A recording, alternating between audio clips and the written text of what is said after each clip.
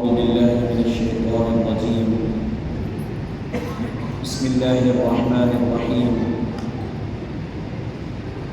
حاضرین محترم، کل ہم صحابہ کرام رضوان اللہ تعالی علیہم اجمعین کے متعلق سماعت فرمائے کہ انبیاء کے بعد سب سے افضل جماعت صحابہ، اور جماعت صحابہ میں سب سے افضل خلفائے راشدین ہیں، اور پھر عشرہ مبشرہ ہیں.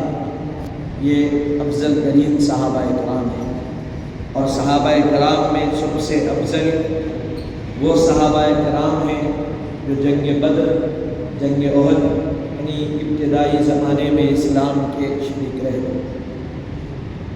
اب 90 نمبر پر بتلایا جا رہا ہے حضرت صلی اللہ علیہ وسلم کے اہل بیت، یعنی آپ کی اولاد، آپ کے ازواج مطہرات رضوان اللہ عنہم اجمعین، سب کے سب قابل احترام اور لائق تعظیم.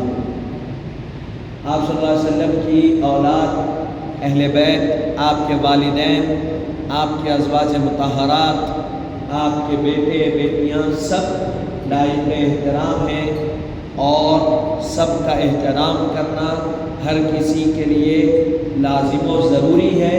اور بلکہ اہل بیت اطہار سے محبت کرنا اسلام میں، قرآن مجید میں اللہ تعالیٰ نے اہل بیت کی محبت کو واجب قرار دیا. بہرحال اولاد میں کون ہے؟ نمبر 1 کہا گیا اولاد میں سب سے بڑا رتبہ حضور کے اولاد میں، حضور کی اولاد میں سب سے بڑا رتبہ، سب سے بڑا مرتبہ حضرت فاطمہ الزہرا رضی اللہ عنہا کا ہے. اور بیویوں میں، اہلیہ میں حضرت ختیجہ اور حضرت عائشہ کا ہے. اولاد میں سب سے بڑا مقام کس کا ہے؟ تو حضرت فاطمہ الزہرا سلام اللہ علیہا و رضی اللہ عنہا کا ہے. اور اہلیہ میں حضرت خدیجہ الکبریٰ سلام اللہ علیہا و حضرت عائشہ صدیقہ سلام اللہ علیہا کا مقام بلند ہے، بڑا ہے.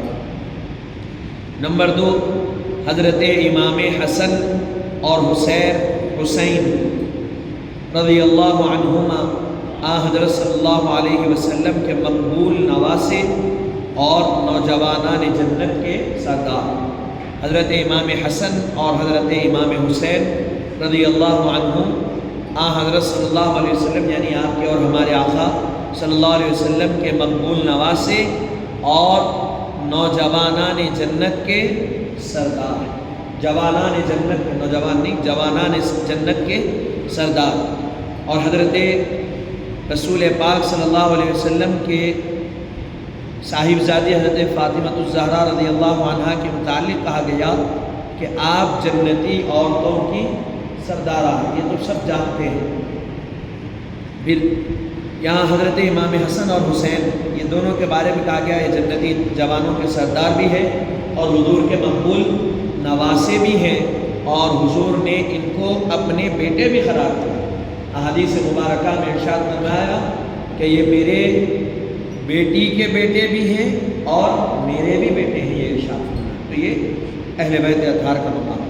اب 10ویں نمبر پر بتلایا گیا ہر مسلمان کو چاہیے کہ تمام صحابہ اہل بیت سے دلی محبت اور نیک گمان رکھے. تمام صحابہ سے، تمام اہل بیت اطہار سے دلی محبت رکھے، دل سے محبت رکھے، اور سب سے نیک گمان رکھے، اچھا گمان رکھے، کسی سے برا گمان، برا خیال کسی کے ساتھ نہ رکھے.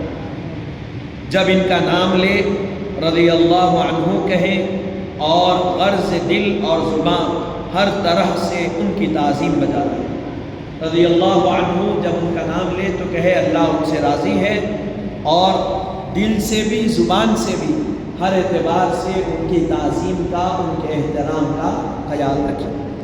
ان سے بدگمانی رکھنا یا ان کی شان میں بے ادبی کرنا بہت بڑا گناہ. اہل بیت اطہار ہوں یہ صحابہ کرام ہو، ان سے بدگمانی، بدخیالی یا پھر ان کی شان میں ذری سی بھی بے ادبی کرنا کیا ہے؟ یہ بہت بڑا گناہ ہے۔ بلکہ اس کی وضاحت میں لکھ رہے ہیں کہ خوف کفر بھی ہے۔ اگر کوئی ایسا عمل کر رہا ہے تو گویا یہ بھی خوف ہے کہ کہیں ایسا نہ ہو کہ وہ کفر بھی نہ کرے۔ کیوں کہا گیا کہ صحابہ بھی ہوں، اہل بیت بھی ہوں، ان دونوں کی تربیت کس نے فرمائی؟ رسول پاک۔ کون فرمایا تربیت ان کی؟ آپ کی اور ہمارے نبی۔ اگر ان میں کوئی عیب رہا، کوئی نسخ ہے، تو گویا نبی کی تربیت میں بات آ رہی ہے کہ نبی نے صحیح تربیت نہیں فرمائی، یا ان میں کوئی کمی نکال رہے ہیں، خامی نکال رہے ہیں، تو کہا کیا نبی نے ان کے اندر خامی چھوڑی، مکمل تربیت نہیں فرمائی؟ اسی لیے کہا گیا حضور نے ان کی مکمل تربیت بھی فرمائی، نہ ان میں کوئی کمی ہے نہ کوئی عیب ہے، اور کہا گیا اس قسم کی بدگمانی سے بھی بچو۔ ان پہ بدگمانی ہوگی تو وہ در پردہ حضور کی بے ادبی اور حضور کی بدگمانی نہ ہو جائے، اسی لیے اس سے بچاؤ، اپنے آپ کو احتیاط کرو۔ 11ویں نمبر پر کہا جا رہا ہے اللہ اور رسول کی پوری اطاعت کرنے سے انسان درجہ ولایت اور ولی کہلاتا ہے۔ اللہ کی اور رسول کی پوری اطاعت کرنے سے انسان درجہ ولایت کو پہنچتا ہے اور ولی کہلاتا ہے۔ اب یہاں اس کی وضاحت میں اطاعت، اتباع جو کہا جا رہا ہے، اس کی وضاحت میں لکھ رہے ہیں پیروی، یعنی کوئی انسان اللہ تعالیٰ اور رسول کی مکمل پیروی کرتا ہے تو اللہ تعالیٰ اس کو درجہ ولایت عطا کرتا ہے، ولایت کو پہنچاتا ہے اور ولی کہلوایا جاتا ہے۔ اب اس کی وضاحت میں لکھ رہے ہیں بعضوں نے ولی کی تعریف میں یہ تصریح کی ہے کہ معرفت الہی سے آراستہ ہونا۔ ولی کس کو کہتے ہیں؟ معرفت الہی سے آراستہ ہونا، ہمیشہ عبادت گزار رہنا۔ دوسرا کیا ہے؟ ہمیشہ عبادت گزار رہنا۔ تیسرا کہا گیا گناہوں سے بچنا۔ ولی کون ہے؟ گناہوں سے بچنے والے کو ولی کہتے ہیں، ہمیشہ عبادت میں رہنے والے کو ولی کہتے ہیں، اور معرفت الہی، اللہ کی پہچان رکھنے والے کو ولی کہتے ہیں۔ پھر کہا گیا لذتوں اور خواہشوں کو ترک کرنا۔ لذتیں جو زندگی کے لذتیں ہیں، نفسانی خواہشات ہیں، ان تمام کو ترک کرنے والا ولی کہا جاتا ہے، اور ولی کو کہتے ہیں ترک دنیا کرنے والے، یعنی دنیا کی خواہشات، دنیا کی محبت، مال کی محبت، عورت کی محبت، اولاد کی محبت اور ایسے کئی معاملات کی محبت کو ترک کر دینے والے کو ولی کہا جاتا ہے۔ ترک کر رہے ہیں تو ایسا ترک کر رہے ہیں بیزاری میں، تنگ ہو کر ترک کرنا نہیں، اللہ کی رضا کے لیے ان سب کو چھوڑ دینا اور اللہ کی رضا کو دل میں بسا لینا، اللہ کی محبت کو دل میں بٹھا لینا، رسول کی محبت کو دل میں بٹھا لینا، رسول پاک کی ایک ایک سنت پر عمل کرنے والا ولی کہا جاتا ہے۔ ثانی گانجے پینے والا، داڑھی کٹانے والا، یا پھر گناہوں میں پڑا رہنے والا، بے نمازی، قرآن پڑھنے نہیں آتا، یا پھر کوئی ایسا عمل کرنے والا، یعنی جو دنیا کے پیچھے بھاگے۔ اور کہا گیا ولی کون ہوتا ہے، شیخ کون ہوتا ہے؟ ولی وہ ہوتا ہے جو تزکیہ نفس کرتا، تزکیہ قلوب کرتا۔ جو انبیاء کی سنت ہے وہ انبیاء سے اولیاء کو منتقل کی گئی، اور ان کی ذمہ داری ہے کہ وہ انسان اور امت کے قلوب کا تزکیہ کرے، اس کو صاف کرے، پاک کرے۔ تو ولی کون ہوتا ہے؟ جو دلوں کے صفائی کا خیال رکھنے والا ہے، اس کو ولی کہا جاتا ہے۔ تو ہمیشہ کیا ہوتا ہے؟ ولی عبادت میں رہتا ہے، گناہوں سے پاک رہتا ہے، خواہشات سے پاک رہتا ہے۔ اور کہا گیا کہ ولی کون ہے؟ تو کہا گیا کہ معرفت الہی کو اپنے پاس رکھنے والے کو ولی کہا جاتا ہے۔ اب نمبر 1 ولی میں کہا جا رہا ہے، 4 باتیں ہیں، تیزی کے ساتھ عرض کر کے اپنی باتوں کو ختم کریں۔ نمبر 1، ولی سے بھی ایسی خلاف عادت عجیب و غریب باتیں ظاہر ہو سکتی ہیں جن میں عقل حیران ہو، اس کو کرامت کہتے ہیں۔ جیسا کہ انبیاء کے بارے میں کہا گیا تھا کہ انبیاء سے ایسی باتیں ظاہر ہوتی ہے خلاف عادت جس کو دیکھ کر عقل پریشان ہو جاتی ہے، انسان کی سوچ کام نہیں کرتی کہ یہ کیسے ہوا۔ ابھی آج ہم فجر کے درس میں پڑھے کہ حضرت موسیٰ علیہ السلام نے اپنا عصا پانی میں مارا سمندر میں، تو پانی کے درمیان سے راستے یہ کیسے ہوا؟ ایک لکڑی ہے اور سمندر کا کوئی کنارہ نظر نہیں آتا، لیکن ان کے عصا کا کمال یہ تھا کہ راستے پھٹ گئے اور یہ نکل گئے۔ جب یہ نکلے تو فرعون بھی نکلنا چاہیے تھا، وہ بھی نکلنے کے لیے آیا، لیکن اللہ نے فرعون کو اور اس کی پوری قوم کو غرق کر دیا، وہاں پانی میں ڈبا دیا۔ یہ کیا ہے؟ یہ انبیاء کا معجزہ، قدرت الہی۔ اللہ تعالی کی ذات و صفات سے کوئی خلاف عادت عمل واقع ہو تو وہ قدرت الہی ہے، انسان سمجھ نہیں سکتا۔ سورج ہے، انسان سمجھ سکتا، چھت ہے، آسمان ہے، انسان نہیں سمجھ سکتا کیسا۔ یہ قدرت الہی ہے، خلاف عادت سمجھ میں نہیں آتا۔ اس کو قدرت الہی جو اللہ کی ذات و صفات سے صادر ہو، وہ قدرت الہی۔ انبیاء کے ذریعے سے کوئی ایسی خلاف عادت چیز ظاہر ہو تو اس کو معجزہ کہتے ہیں، اور یہی اولیاء کے ذریعے سے ظاہر ہو تو اس کو کرامت کہا جاتا ہے۔ بات سمجھ میں آ گئی کہ کرامت خلاف عادت چیز کو جس کو عقل تسلیم نہیں کرے اس کو کرامت کہتے ہیں۔ اب یہ کرامت بہت ساری ہے، اولیاء کے واقعات پڑھیں گے تو معلوم ہوگا کہ کرامت کیا ہے، کیسے اس کا ظہور ہوتا۔ بہرحال دوسرے نمبر پر فرمایا گیا اگر کوئی ایسی بات کافر، اور ایسی ہی بات یعنی خلاف عادت عمل عقل جس کو تسلیم نہیں کری، اگر یہ کسی کافر سے یا فاسق سے ظاہر ہو تو وہ کرامت نہیں ہے بلکہ استدراج ہے، اس پر اعتقاد درست نہیں۔ اگر کوئی ایسا ہی عمل کسی کافر سے ظاہر ہو گیا، خلاف عادت عمل ظاہر ہو گیا، تو کہا گیا یہ اب کافر سے فاسق سے ظاہر ہوا تو کیا اس کو کرامت کہیں گے؟ تو کہا گیا نہیں، اس کو کرامت نہیں کہیں گے، اس کو استدراج کہیں گے، اور اس پر اعتقاد رکھنا درست نہیں ہے۔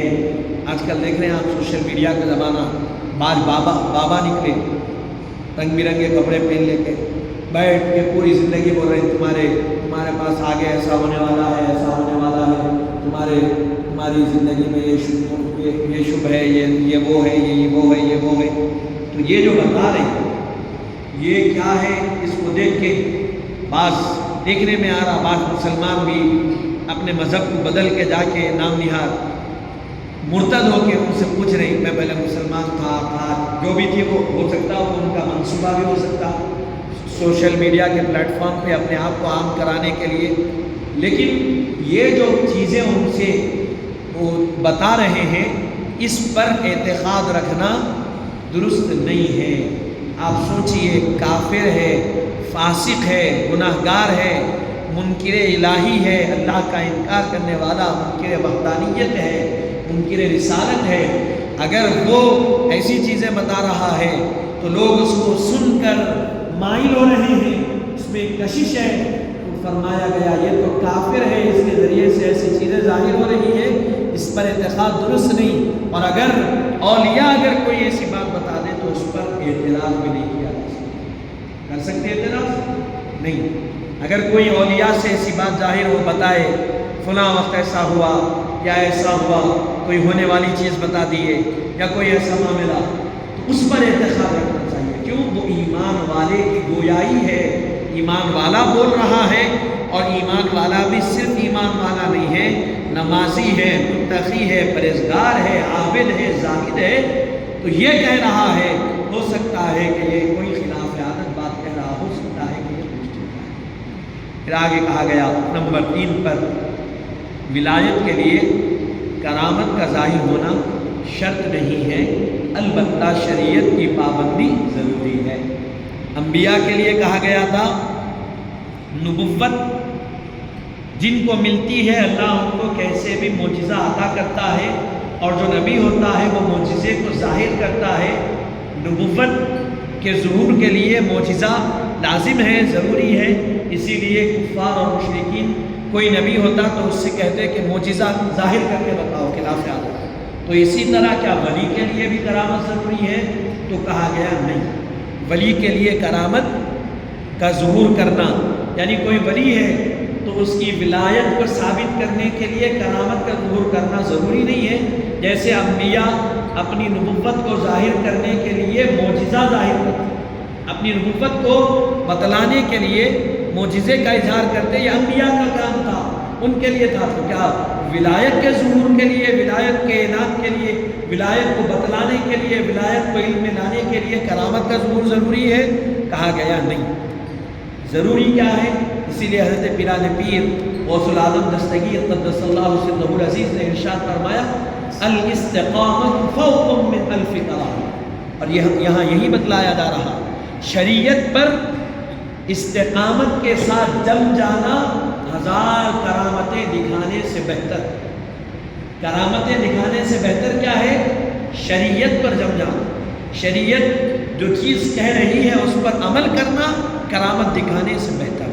پھر اس کے بعد چوتھی اور آخری چیز بتلائی گئی، اولیاء اللہ سے محبت رکھنی اور ان کے افعال حسنہ، اچھے کاموں کی پیروی کرنا باعث سعادت۔ اولیاء سے محبت رکھنا اور ان کے ذریعے سے اعمال حسنہ، اچھے اعمال جو ظاہر ہوتے ہیں ان کی اتباع کرنا، پیروی کرنا باعث سعادت ہے انسان کے لیے، یہ خیر۔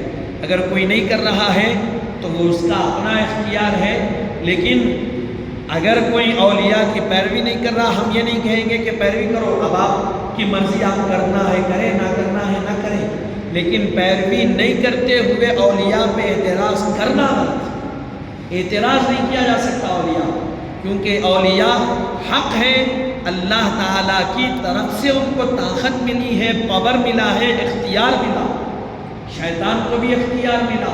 آپ مانتے شیطان بھٹکا سکتا، بہکا سکتا، سب کر سکتا، کیوں بہکا سکتا؟ اللہ نے اس کو اختیار دیا بھٹکانے کا۔ تو جب مردود کو، شیطان کو اللہ اختیار دے سکتا ہے تو اپنے محبوب بندے، اور ولی کس کو کہتے ہیں؟ دوست کو کہتے ہیں، اللہ کا جو دوست ہوتا ہے اس کو ولی کہتے ہیں۔ تو جب شیطان اور مردود کو اللہ طاقت دے سکتا ہے تو اپنے دوست کو، اپنے محبوب کو کیوں نہیں دے سکتا؟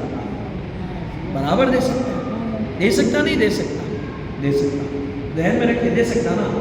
تو طاقت کا انکار کرنا غلط۔